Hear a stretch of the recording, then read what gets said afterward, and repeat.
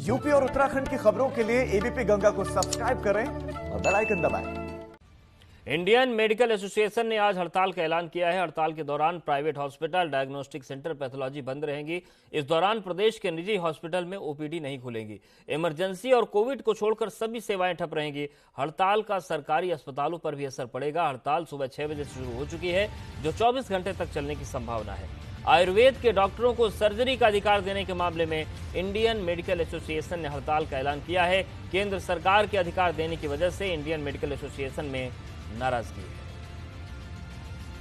और शैलेश हमारे साथ लखनऊ से बने हैं, प्रयागराज से मोहम्मद मोइन हमारे साथ बने हैं। शैलेश, ये जो नाराजगी है आईएमए की, आखिर क्यों है? क्योंकि अगर सर्जरी का आदेश या अधिकार आयुर्वेद के डॉक्टरों को मिलता भी है तो बिना ट्रेनिंग के तो मिलेगा नहीं। फिर आईएमए को गुस्सा किस बात का है? अब देखिए, इसमें आईएमए के जो एलोपैथ के यानी कहें जो डॉक्टर्स हैं, उनका ये कहना है कि एक ब्रिज कोर्स के माध्यम से, यानी कि जो आयुर्वेद के डॉक्टर उनको एक ब्रिज कोर्स कराया जाएगा और ये नहीं कि सारी सर्जरी, कुछ चीज़ों की जो सर्जरी है उसका अधिकार दे दिया जाएगा। इसको लेकर जो एलोपैथ के डॉक्टर्स हैं, जो आईएमए के डॉक्टर्स हैं, उनका ये साफ कहना है कि इस तरह से ये मिक्सोपैथी हो जाएगी, यानी एक तरफ एलोपैथी और आयुर्वेद को मिलाकर जो इलाज होगा ये मरीजों के लिए बेहतर नहीं है। दूसरा उनका कहना है कि इससे जो एमबीबीएस के क्षेत्र में आने वाले स्टूडेंट्स हैं वो भी कंफ्यूज होंगे, उनके ऊपर भी असर पड़ेगा इन चीज़ों का। क्योंकि अगर कोई ब्रिज कोर्स करके, आयुर्वेद में अगर बात करें एमबीबीएस के मुकाबले आयुर्वेद में जो दाखिले होते हैं वो सरल हो जाते हैं और उसके बाद अगर वो एक ब्रिज कोर्स के माध्यम से आ सकते हैं तो लोगों का जो रुझान है वो एमबीबीएस से भी कम होगा। कहीं ना कहीं कंफ्यूजन की स्टेज होगी, मरीजों के साथ खिलवाड़ होगा, ये कहना आईएमए के डॉक्टर्स का।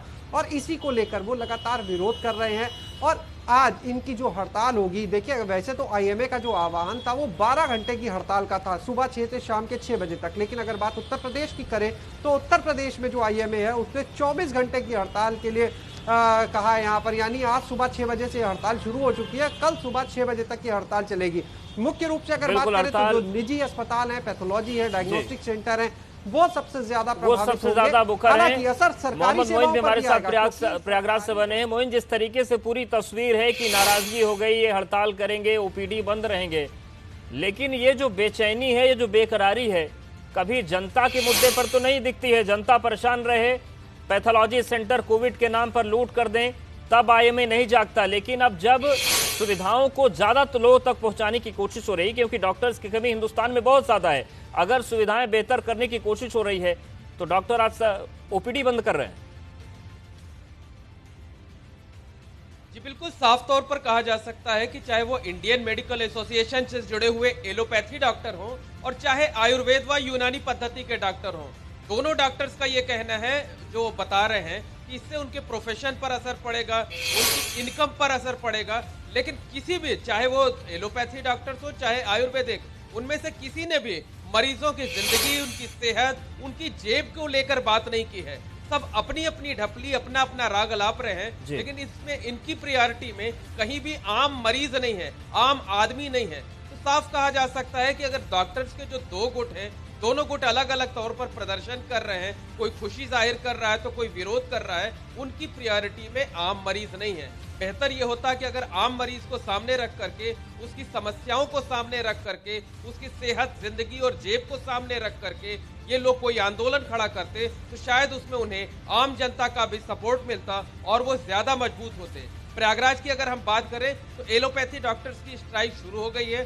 12 घंटे की स्ट्राइक है, शाम 6 बजे तक रहेगी। इस दौरान जो एसेंशियल सर्विसेज हैं और जो कोविड के पेशेंट हैं उनको छोड़ करके बाकी किसी मरीज को नहीं देखा जाएगा। दूसरी तरफ जो आयुर्वेद के डॉक्टर्स हैं वो आज दोपहर को इकट्ठा होंगे और इकट्ठा होकर के केक काटेंगे और केक काट के खुशियां मनाते हुए केंद्र सरकार का आभार जताएंगे।